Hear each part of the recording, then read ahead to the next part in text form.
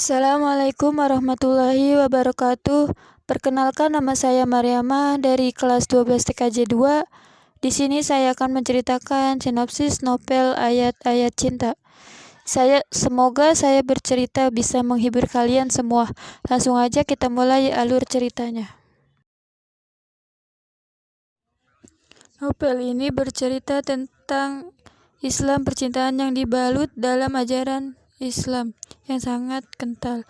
Kisah berawal dari seorang mahasiswa bernama yaitu Fahri bin Abdul Siddiq. Ia adalah seorang mahasiswa Universitas Al-Azhar, Kairo, Mesir. Di Mesir, Fahri tinggal bersama dengan keempat temannya yang juga berasal dari Indonesia. Mereka tinggal di apartemen sederhana. Mereka mempunyai tetangga yang sangat baik dan akrab dengan mereka, yaitu keluarga Tuan Boutros. Tuan Boutros mempunyai istri bernama Madame Nahid dan dua orang anak mereka, Maria dan Yusuf.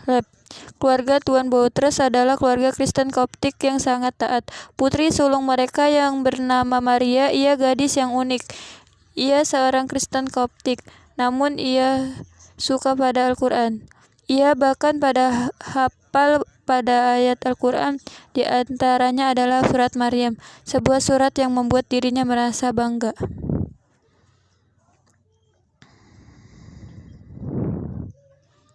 Pertemuan berawal ketika Fahri pergi ke Saubra El-Khaimah untuk talaki pada Syekh Utsman Abdul Fattah. Ia pergi ke sana naik metro, dan disitulah awal Fahri bertemu dengan perempuan bercadar yang bernama Aisyah. Aisyah bukanlah orang Mesir, melainkan gadis asal Jerman yang sedang studi di Mesir.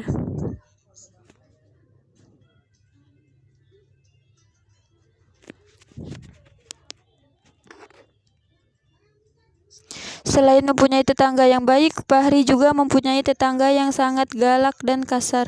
Kepala keluarga itu bernama Bahadur.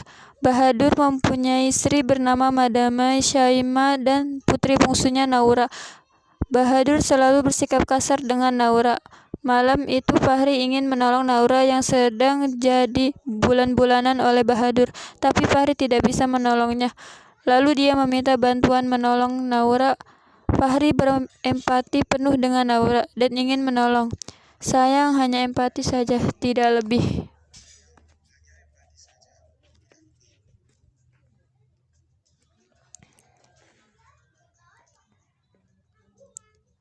Maria, tetangga satu plat yang beragama Kristen Koptik, tapi mengagumi Al-Quran dan mengagumi Fahri. Kekaguman yang berubah menjadi sebuah rasa cinta. Sayang, cinta Maria hanya tercurah dalam diari saja.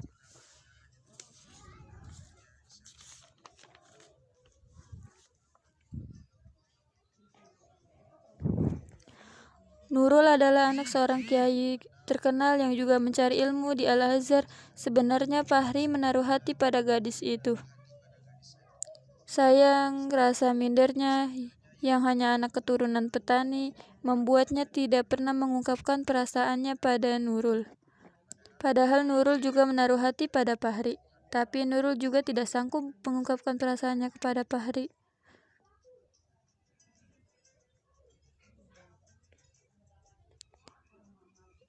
Muncullah Aisyah, si mata indah yang menyihir Fahri sejak sebuah kejadian di metro.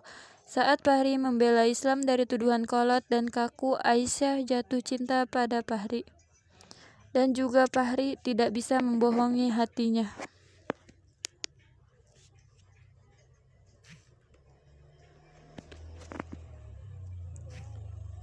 Mereka berdua menikah dijodohkan oleh pamannya Aisyah. Mereka hidup bahagia. Beberapa bulan kemudian Aisyah dinyatakan mengandung. Tak lama kemudian Fahri dapat kabar kalau Maria koma. Belum sempat menjenguk Maria, malapetaka datang menghampiri rumah tangga mereka.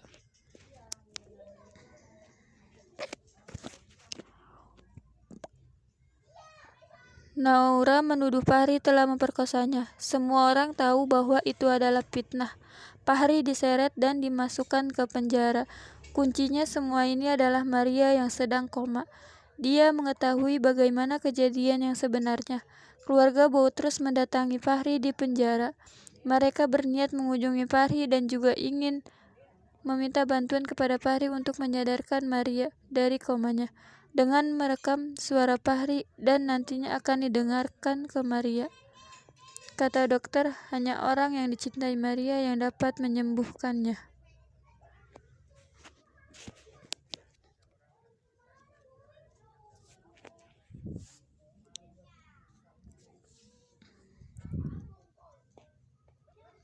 Tak kunjung sadar juga. Akhirnya dokter dan Madam Menahid menyuruh Fahri untuk menyatakan cintanya kepada Maria.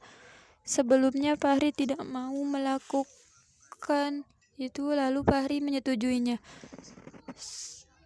Setelah itu Fahri langsung meminta izin kepada Aisyah. Fahri langsung menikahi Maria. Setelah beberapa saat kemudian Maria sadar.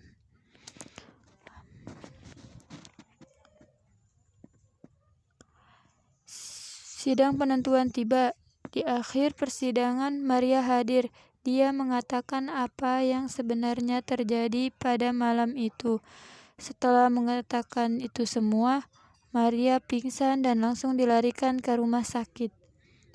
Fahri memenangkan sidang tersebut dan Bahadur dimasukkan penjara.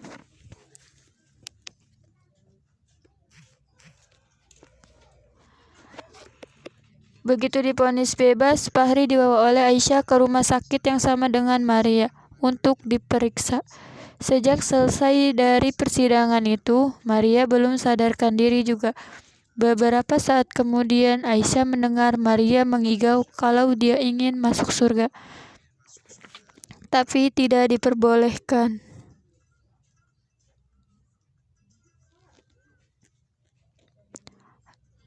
Lalu ia terbangun dan menceritakan itu semua pada Aisyah dan juga Fahri.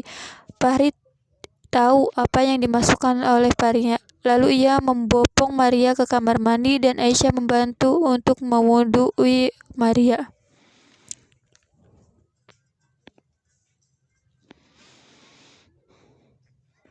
Selesai itu Maria kembali dibaringkan di atas kasur seperti semula.